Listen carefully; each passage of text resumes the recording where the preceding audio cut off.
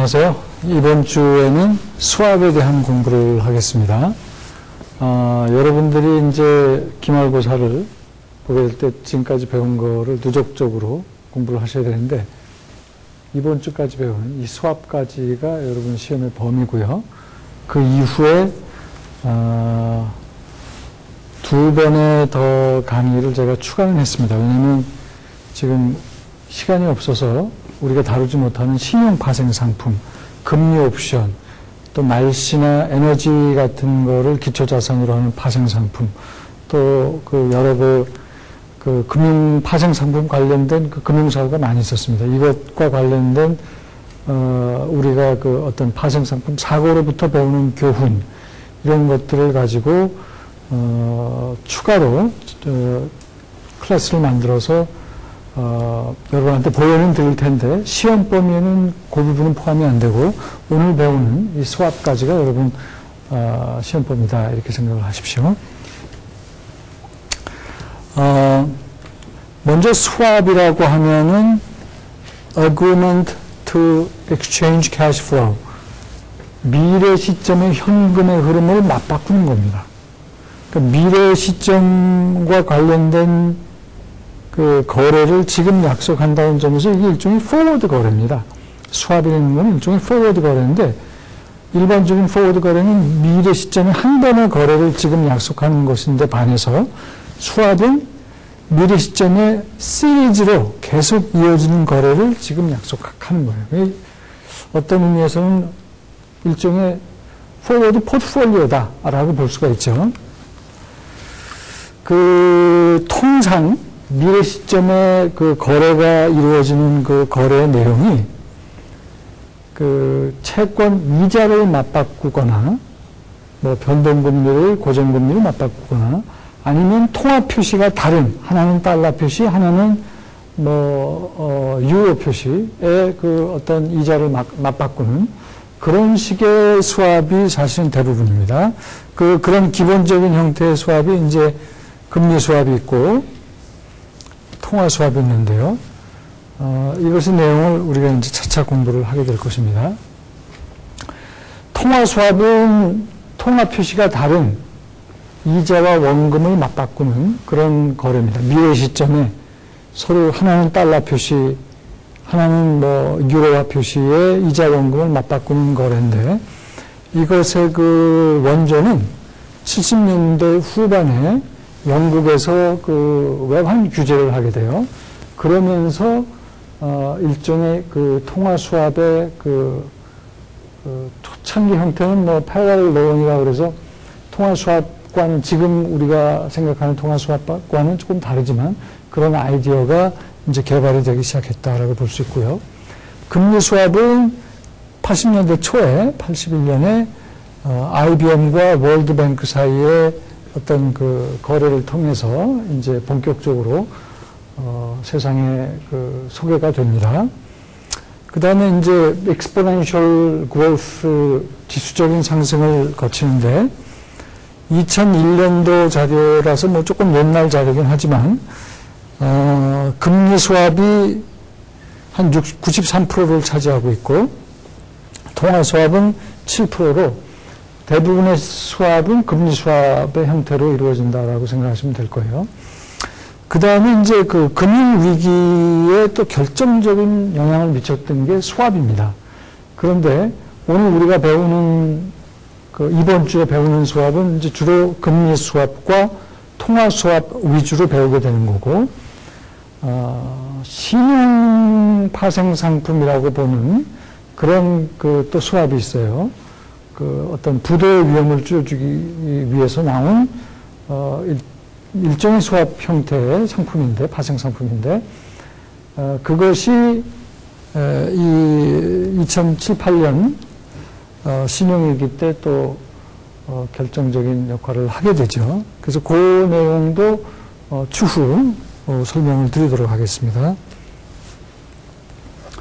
먼저 금리 수합부터 말씀을 드리면, 금리 수합의 플레인 바닐라 형태다라고 하면, 여러분 플레인은 보통 평범한 그런 뜻이고, 바닐라 아이스크림 먹어보셨죠? 일반적인 아이스크림을 우리가 바닐라 아이스크림이라고 하잖아요. 플레인 바닐라 금리 수합이라 그러면 전형적인 형태, 보편적인, 일반적인 그런 금리 수합을 얘기합니다. 그런 형태의 금리 수합은 통상 고정금리와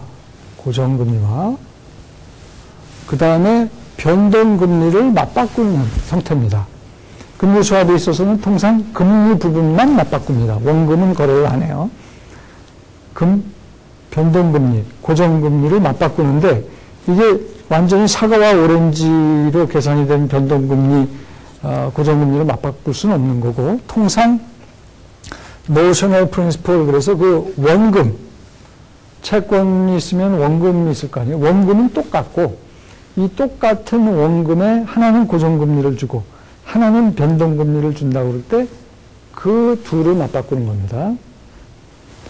원금도 같아야 될 뿐만이 아니라 통상 채권의 테너도 같아야 돼요. 채권의 그 만기까지의 기간도 맞추죠. 그리고 원금과 채권의 만기가 같은 그런 두 채권에 하나는 고정금리 이자를 주고 하나는 변동금리 이자를 줄 때 그 둘을 맞바꾸는 형태가 바로 플레인 바닐라, 아주 일반적인 보편적인 형태의 금리 수합, interest rate swap으로 알려져 있습니다. 여기 지금 예제가 하나 나오는데요. 마이크로소프트와 마이크로소프트의 예제네요. 마이크로소프트에서 6개월짜리 리보 금리를, 이 6개월 리보 금리라는 것은 통상 이자를 맞바꾸는 그 시점이, 그게 이제 뭐 수합 거래마다 조금 차이는 있겠지만, 일반적으로 금리 수합의 경우, 뭐 통화 수합도 마찬가지인데, 6개월에 한 번씩 이자를 맞바꿉니다. 그때 변동금리로 주로 애용되는 게 이제 6개월 리보 금리예요. 그래서 요거는 변동금리이다라고 이해를 하시면 되고, 변동금리를